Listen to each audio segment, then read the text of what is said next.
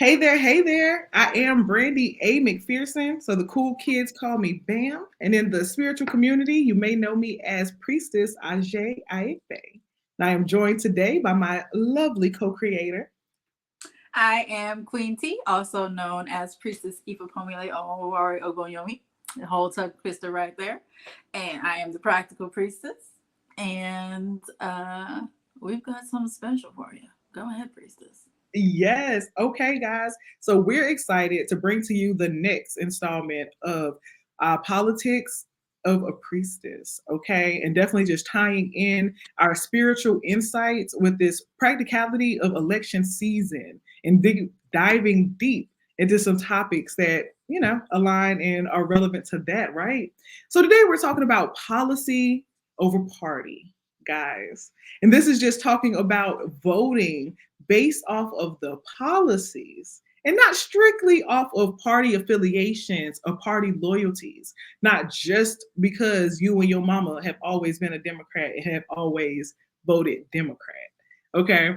The fact that me and Priestess are both registered unaffiliated was mind blowing. And if it was just another little bit of confirmation when we started talking about doing this, that it was something that needed to be talked about because you can't just make your decisions based off of you know popularity contest and loyalty without knowing the the issues at hand and how they affect you for real, right? So that's really what we want to dive into and make sure you understand. Focus on policies over party affiliations. Simple. The policies are what directly impact your lives, your day-to-day lives, okay? Something interesting I think we don't remember too often is that party values change and they have changed over time. Okay. So often people vote based solely on the party, choosing a familiar label over examining the actual policies. But voting purely by party can overlook the critical issues, y'all, that directly affect our communities. That's things like healthcare, access to healthcare, education quality, environmental protections, whether or not you got good water or crappy water, right? Basic human rights, like we talked about in the last episode, all of that are tied to policy. So it's important to remember that policies, not party labels, shape our everyday realities. By focusing on the policies rather than party loyalty, rather than just moving because that's what you think you're supposed to do, right? By looking deeper, we make the choices to really better reflect our values and bring real change to the issues. So even when we decide today to be Democrat or Republican, like I said, those views can change over time. So make sure you choose that affiliation based off of things that really concern you. Because if you look at historically how it all shifted, right? Think about civil rights. The Democratic and the Republican Party shifted their stance on civil rights in the 60s. Democrats began to embrace civil rights legislation, while the Republicans were beginning to appeal to conservative Southern voters. They flipped. Well, so the things now that are so Democratic in the 60s, they used to be so Republican. Okay. So this highlights the importance of focusing on policy over party labels because the values and the platforms can evolve. Don't be tied to other people's thoughts and expectations for your life. We just want you to be tied for your thoughts, your expectations, your own visions for your own life. You know what I mean? So even thinking about labor rights, it was once supported by Republicans, right? If we want to get really technical and historical, we know that leaders like Teddy Roosevelt, right, under his leadership, later labor unions were more aligned with the Democratic Party. This shift shows the need to assess current policy for alignment with one's values. We're going to keep saying that over and over again. The same thing we can see with environmental responsibility. We've seen some flips on who cares about the environment and who cares a little bit less about the environment over time. So just reminding you that those things change, y'all. Vote for the policies. The policies, like we said earlier, even healthcare access, okay? Of the Affordable Care Act, regardless of your feelings about it, if you have feelings about it, then you should be voting about how you feel. We said we were coming to you in a nonpartisan way. Whatever your feelings are, right, you have the opportunity to express them. So something like the Affordable Care Act, that it impacts people's daily lives by expanding access to health care, right? We have environmental policies out there right now that are continuously being discussed about how important they are or they aren't. Regardless of what your stance is, express it, okay? And make sure you are coming up with your thoughts, your feelings for yourself. And that's the main thing there, tying it all into even spirituality, because that's something that connects all of us, right? We know that spirituality encourages us to discern different things in life, just like politics calls for us evaluating and discerning which way we're going to go, the policies, how they align with our core values. We know all is one, so it's all connected. So again, that was a mouthful, but that's me screaming and preaching policy over party, priestess. So, to give kind of like a modern example of this in like real time, if you're following this current political situation that we've got going on, you know, we're going to have a new president here in a few months. And what do we have? 10 days, something like that, I think it was like 9 now. yeah. So, yeah, it's less than 10 days left. And so I think it's really important to talk about how many people are defecting in either way, in either direction. There are a lot of Black male voters who are voting Republican and who plan to vote for Donald Trump. There are a lot of white female voters who are Republican traditionally, who are going to be voting for Kamala Harris. The biggest one is Dick Cheney's wife. she they had a whole so Maria Shriver, who is the ex-wife of Arnold Schwarzenegger. Maria Shriver has been a lifelong Democrat. Um, her ex-husband, Arnold Schwarzenegger, ran as a Republican. And so she was married to a Republican. So obviously there's some type of balance, you know what I'm saying, there, right? They're no longer married, and it has nothing to do with politics. I assure you. You can read that for yourself to find out why. But she's a journalist. Like, she had a whole career before she was in a relationship with him. And so she actually hosted kind of like a town hall. There weren't a whole lot of questions. But she hosted this town hall with I'm spacing on her name, but Mrs. Cheney and Kamala Harris were there, and Mrs. Cheney talked a lot about why she cannot vote Republican, and she's been a lifelong Republican, married to one of the biggest Republicans that we know. Okay, because Dick Cheney was a Republican, okay? But she is voting for Kamala Harris, and she's actually out advocating and campaign. Why can't I talk today? Campaigning for Kamala Harris, and that's a big deal. Like, that's not something that should be overlooked at all, because of she feels that Kamala, even, and she said this in the series, in the episode, she's like, I know that we don't agree on policy on everything. However, I know that I can go to her and we can have a conversation about it. And it'll be an intelligent conversation. And she won't simply cut it off because she doesn't agree. She'll at least allow a dialogue to happen to where I can, plead my case Mm-hmm. and either change her mind or at least give her perspective that she would not have had previously. And then we can go about our day and not be any hateful animosity, anything like that. It's basically what she said. I'm paraphrasing, but that's what she said. And I felt like that was like super important, that we realize that not only is it important to vote on the issues, but the person's temperament matters so much, and how they go about things in the public eye matters. Like, how it's one thing to discuss the person's record, okay? So like, you don't get along with the person. This is what the person's record is. The person voted for this, the person voted for this, the person voted for this, and I'm against all these things. That is a very acceptable way to showcase differences. Mm-hmm. It's not hateful. It's not any of those things. It's like, no, this person will say it's abortion rights. This person voted to keep Roe v. Wade. I didn't. And here's why. That is acceptable. Not everybody's going to agree with it, but it's acceptable to say, this is why I don't agree with this stance. This is why I don't agree with this person's things in a political sphere when you're running against them. It's fine to point out their record. It's not fine to be like, you're a shit vice president. Because that's an actual quote.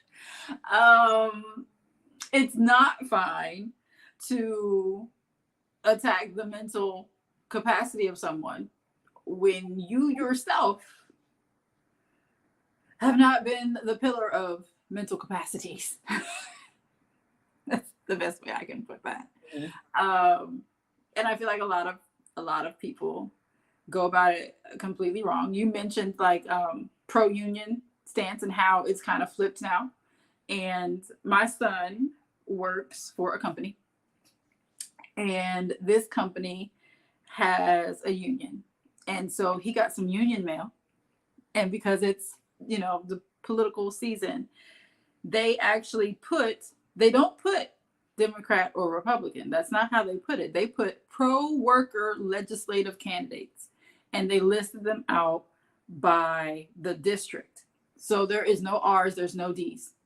It just has, these are the people that are pro-worker in the legislative that are running for in the next couple weeks. Mm-hmm. And it also has our senators at the top. So our senators, I'm in Ohio. So it has our senators right there. I think, so this is Sherrod Brown and this is that other guy. Sherrod Brown is already in. And it lists some of their history with labor's unions and with people. So on the one hand, it lists, this person is a champion of the PRO Act, which will strengthen the right to organize and protect workers who fight for better wages, benefits, and safer workplaces. On the other side, it says, as a business owner, this person stole wages, destroyed overtime records, faced dozens of wage theft lawsuits, and was ordered by the courts to pay more than $400,000 to the employees he stole from. Oh. Mm-hmm. So again, this doesn't say anything crazy, but it literally just points out the facts. It doesn't say don't vote for this person. It's just, this is the person's history mm-hmm. with this. So, and don't vote against your own best interest, basically. Because that's what a lot of people do. Because this other candidate has the budget of Jesus Christ himself. Okay? The slander campaigns against this other one who is pro workers. Okay, so like this other person co-sponsored a bill that would require grocery stores that accept food stamps to pay their delivery drivers good wages. That's pretty basic, right? Mm-hmm. The other person has not taken a position on a number of key bills that impact the food industry. Hasn't even said anything about it. And so it's almost like, I'll get to that later. Mm-hmm. But these are things that impact people day to day, every day, right now. So like they need to know what your stance is. So you haven't even said your stance. So now people they don't know you as a candidate other than that you stole money from your employees.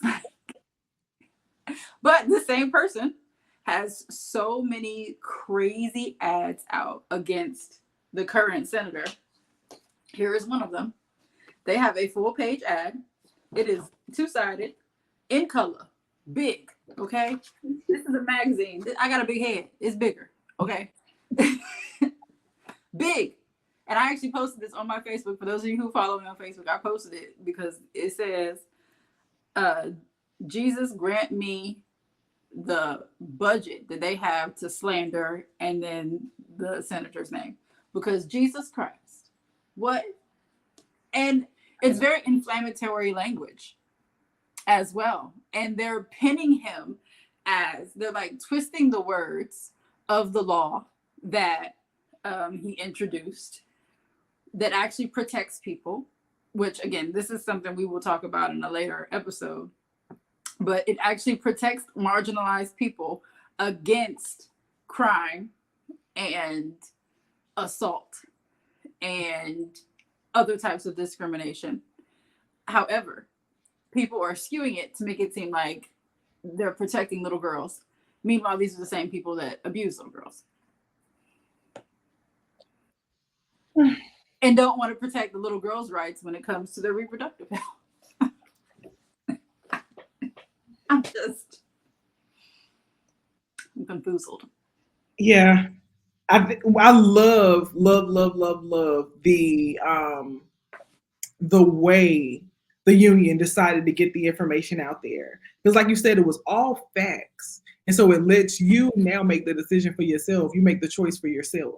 And I think that's what I would love to see people take away from this segment, is to personally, for yourself, be clear on what you want to see in a leader. Like you said, Maria Shriver, I believe, said, you know what, or whoever it was, it was Miss Cheney. Yes, Dick Cheney's wife said, I would rather vote this way, right? Because she is Republican. She's like, I would rather vote this way because this person has the qualities I would rather see in a leader. The same thing with the policies. Be clear on what matters to you. So if workers, unions don't matter nothing to you, okay, fine. That piece of mail will not be the thing to sway you. But something does matter to you. Is it healthcare? Is it immigration? Is it the economy? Is it minimum wage in your state? Something matters to you. Find out what is your stance on it. Be clear on how you feel about it and just move in that way. And don't be swayed and don't be moved by these pretty expensive advertisements that are popping up in your mail and by these funny commercials that are on TV. Just know for yourself, be clear on what you want to see in a leader, be clear on the things that matter to you, and vote that way. And I think I'll be happy. I think we all would, honestly. And I think too many people don't even know where these people stand on the policies. They're like, we need more Democrats because of X, Y, and Z, which may be true. Or we need more Republicans for X, Y, Z, which also may be true. Mm-hmm. But they aren't thinking about the long game of that.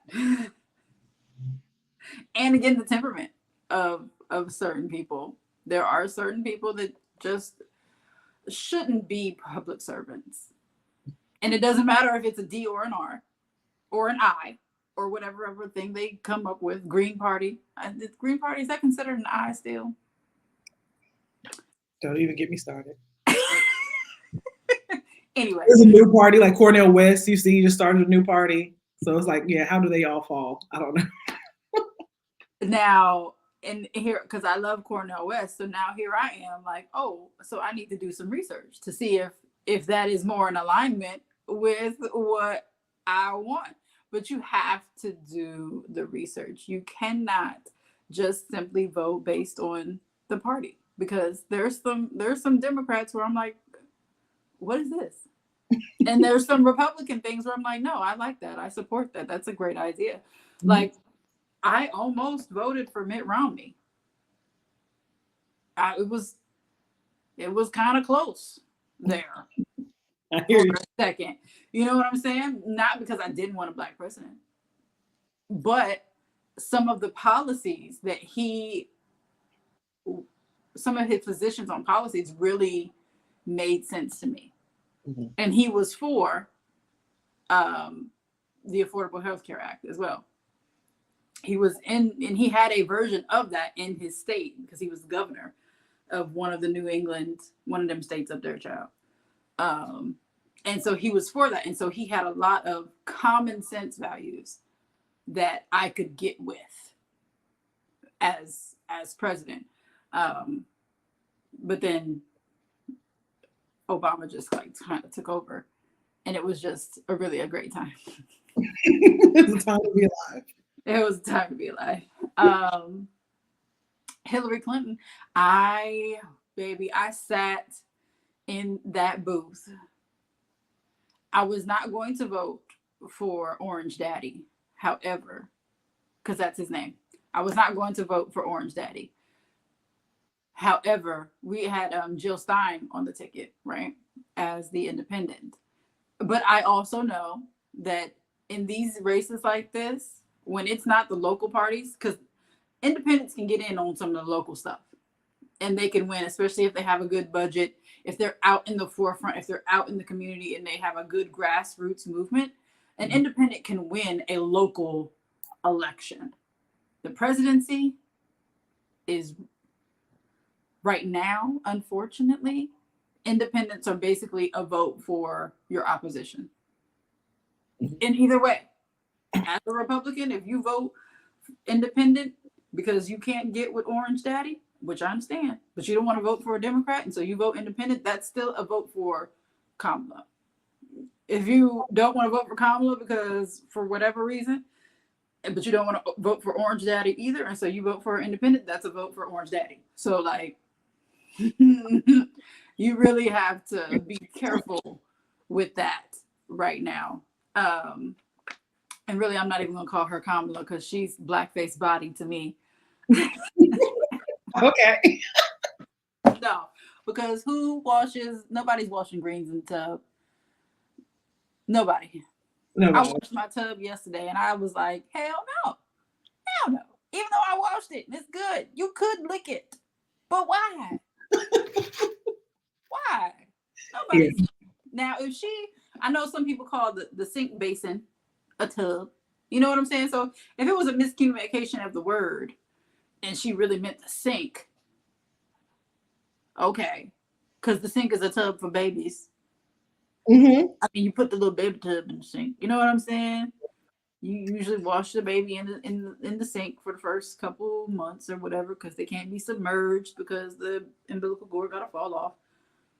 But baby, we ain't washing no greens in the tub. And how much greens are you making? For a tub worth. Right. For a tub. I made 6 bundles of greens last week, a couple days ago. Wednesday night, I made 6 bundles of greens, okay? And I have a big old sink. And do you know that it probably only took up a sixth or an eighth of my big old sink? So how many bundles are you making to put in the tub? Who you cooking about? Yeah. Why is it in the tub, girl? She just said something. And I don't know if it was pandering, which that's a whole other thing. I was just about to say that is an upcoming episode. I don't know if she was just pandering, which we will talk about later. But baby, why? And so again, but that's not even a policy. You know what I'm saying? It's just that sometimes they say things that get in the way of the policy as well. And that's something that you have to watch out for because we want to get to know the candidates and figure out what they're about. I don't care. I don't care what restaurant you worked at when you were 17. Mm-hmm. I don't care what you do every Thursday night with your family. I don't care. Mm-hmm. I don't care. So what are you going to do for me and my community? We'll talk a little bit about that platform. What are we doing for the community? And when Blackface Body starts talking about her policies, like the things that she really wants to do, the programs that she wants to institute, that she already has plans for, and that in some ways she was able to start. It's another thing. People don't know what the vice president can do. We're going to talk about that later either. But things that she already has in mind, things that she did while she was the attorney general in California, things that she was already doing, programs she was already starting and running and helping and advocating for are really good programs for Black people. So although I'm calling her Blackface Body, she actually does a lot of work that benefits Black people. So when Black people say specifically, what are you going to do for me? I don't know what y'all think Orange Daddy finna do. He has concepts of a plan. Okay. And I wish he had more plans, because the fact that he is so tied with Blackface Body at this point is crazy. That means either she's not communicating, or we just live in a really crazy country. It feels like the latter. So sad. Lately, I've just been like, if everyone's the Lulu. Because he's not talking about his policies. And his policies, the ones he actually talks about, are like very dictator, very Marxist, very what the hell are we doing here? How is he's open about that? So I think he's open about it, and people are not. I don't know if they're not taking him serious.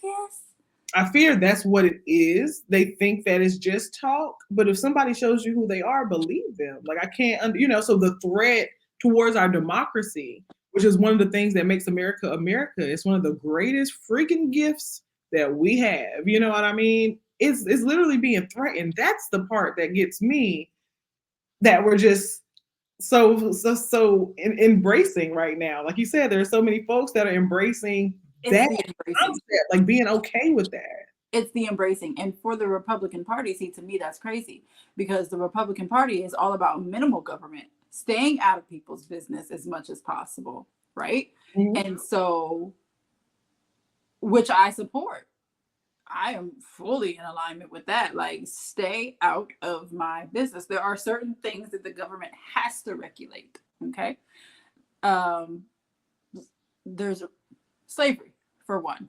It had to be outlawed on a federal level, because when you leave certain decisions up to the states, that's how you end up with slavery.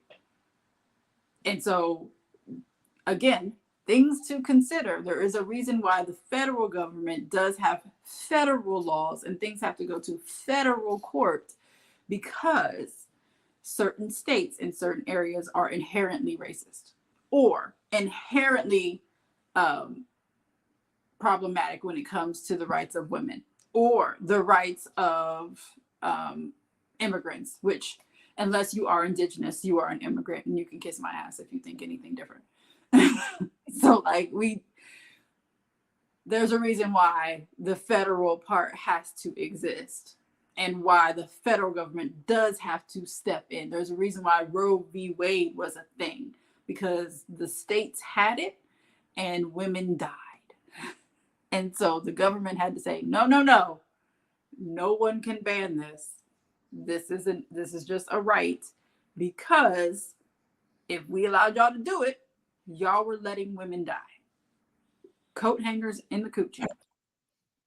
Because they didn't want to have babies with the people that they, in many cases, were forced to engage in sexual acts with, got pregnant. And it was also protection against their husbands too. Like, people don't really realize that there's a lot of assault in marriages, especially back then. And so that was just protection for them, so that they wouldn't have to bear that burden. But nobody thinks about that. And we'll talk about this in depth in another episode. But like, that's why the federal government had that law. So overturning it, because the state's decision, is really not a good plan. And people don't take that into consideration. Yeah. I think that, like you said, the federal government making those policies and things are necessary, because it gives us that baseline. Again, being clear on what it is we want to see as a country. Like before, we were saying, be clear on what you want to see in a leader. Be clear on what matters to you, so that you can, have some ideas around policy. But then that's also have some clear ideas of what you want to see as a country. Like what is it supposed to look like? Not giving that wiggle room. Like, what are your non-negotiables? That's what I think that federal law really comes in handy, for lack of a better word, is the non-negotiables that just are gonna be. So like you said, for us to go through that entire process, the due diligence of having Roe versus Wade even be a precedent in the first place, for it now to be overturned, is sticky. And it's sticky for so many different reasons, because that was our non-negotiable. That was a baseline almost for being American.